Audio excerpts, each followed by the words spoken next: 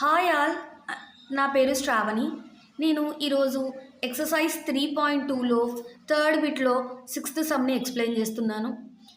So first 5 years hence, 5 years తరువాత, hence అంటే తరువాత అని. The age of Jacob will be 3 times that of his son. So 5 years తర్వాత జెకోబ్ age అట 3 times వాళ్ళ సన్ ఏజ్ కంటే ఎక్కువ ఉంటుంది అని చెప్పాడు. 5 years ఎగో ఒక కండిషన్ అది ఇచ్చాడు. ఇంకొక కండిషన్ ఏమి ఇచ్చాడు అంటే 5 years ఎగో అంటే 5 years ముందు, before, Jacob age was 7 times that of his son. So 7 times వాళ్ళ సన్ ఏజ్కి ఉంది అని చెప్తున్నాడు. What are their present ages? So present ages ఏంటి అని అడుగుతున్నాడు. ఫస్ట్ యాక్చువల్గా ఇప్పుడు అనుకోండి, ఫర్ ఎగ్జాంపుల్ నాకు 20 years అనుకోండి, 5 years నా పాపకు 5 years ఏజ్ అనుకోండి.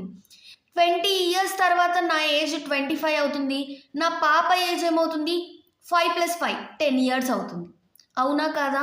సో సిమిలర్గా ఇక్కడ కూడా మనకు జెకోబ్ ఏజ్ తెలియదు, జెకోబ్ సన్ ఏజ్ కూడా తెలియదు. First consider Jacob age is equal to x, Jacob son's age equal to y అని నేను కన్సిడర్ చేస్తున్నాను.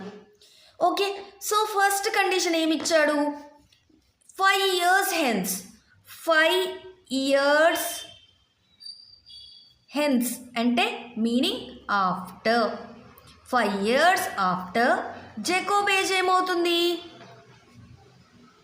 జెకోబ్ age becomes x + 5. Jacob son age becomes y + 5. ఎందుకు? నాకు 20, నా పాపకు 5 అనుకోండి. 5 years లేటర్ నాకు 25 అవుతుంది, నా పాపకు 10 years అవుతాయి. అందరు చేసే మిస్టేక్ ఏంటి అంటే x + 5 రాస్తారు, బట్ y ఒకటే రాస్తారు. ఆ బేబీకి కూడా ఇంక్రీజ్ అవుతుంది కాబట్టి y + 5 అని రాయాలి. ఓకే, సో నెక్స్ట్ ఇచ్చిన కండిషన్ గివెన్ దట్ ఏమని ఇచ్చారు? జెకోబ్ విల్ బీ, జెకోబ్ అంటే ఏంటి? Jacob 5 years from hence Jacob will be, 5 years తర్వాత కండిషన్ ఏంటి? x + 5 is equal to 3 times of his son's age, 3 times of his son's age y + 5. So therefore x + 5 equal to 3y + 5 3s are 15. సో x + 5 equal to 3y - 3y equal to 15. +5ని +3yని ఇటు side transpose చేసాం, -3y. x - 3y equal to 15 - y. So therefore ఏమవుతుంది? x - 3y equal to 10. This is the first condition. Next condition ఏమిచ్చారో చూడండి. 5 years ago, so 5 years ago Jacob age is equal to x - 5. నాకు ఇప్పుడు 20 years అనుకోండి, 5 years before నా age ఎంత? 15 years, x - 5. Jacob son age equal to, బేబీకి 6 years అనుకోండి, 5 years before ఏమవుతుంది తన age? 1 year. So y - 5. Okay, so ఇచ్చిన కండిషన్ ఒకసారి చూడండి. 5 years ago Jacob age was 7 times of his son's age. x - 5 equal to 7 × y - 5. x - 5 7 × y 7y, 7 5s are 35. So x - 7y equal to -35 + 5. x వైని ఇటు తీసుకొని వచ్చా, +7y వస్తే -7y అవుతుంది. -35 as usual. So -5ని ఇటు transpose చేస్తే +y అవుతుంది. x - 7y equal to -30. Bigger నెంబర్కి ఒక ప్లస్ ఒక మైనస్ ఉంటే సబ్ట్రాక్ట్ చేయాలి, బిగ్గర్ నెంబర్కి ఏ సింబల్ ఉంటే అది ప్లేస్ చేయాలి.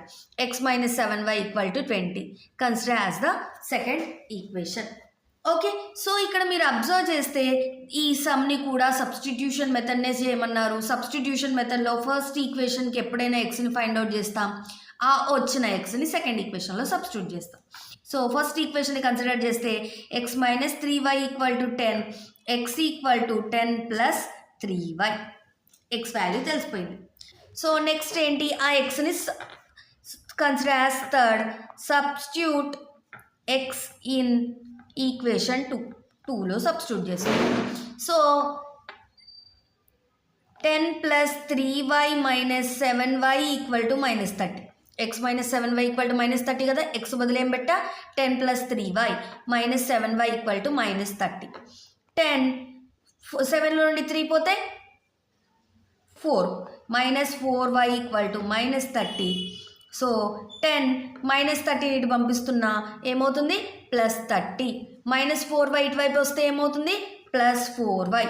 So 40 equal to 4y. So therefore y equal to 40/4, 4 ones are 4 10s. So y equal to 10. So y as 10 అంటే జకోబ్ సన్స్ ఏజ్ తెలిసింది. Jacob son's present age y equal to present age y equal to 10. మరి మనకు x కూడా కావాలి కాబట్టి substitute y in 1. Substitute y in 1. 1లో substitute చేస్తున్నా x minus 3y equal to 10. So x minus 3 into 10 equal to 10, x minus 30 equal to 10, x equal to 10 minus 30 వస్తే plus 30. So x equal to 40. Therefore, Jacob's age becomes 40 years. Jacob's son's age 10. Present ages are this. Okay. So, మనం క్వశ్చన్లో కూడా అడిగింది ఏంటి, what are there present ages. If you like the video, please subscribe my channel.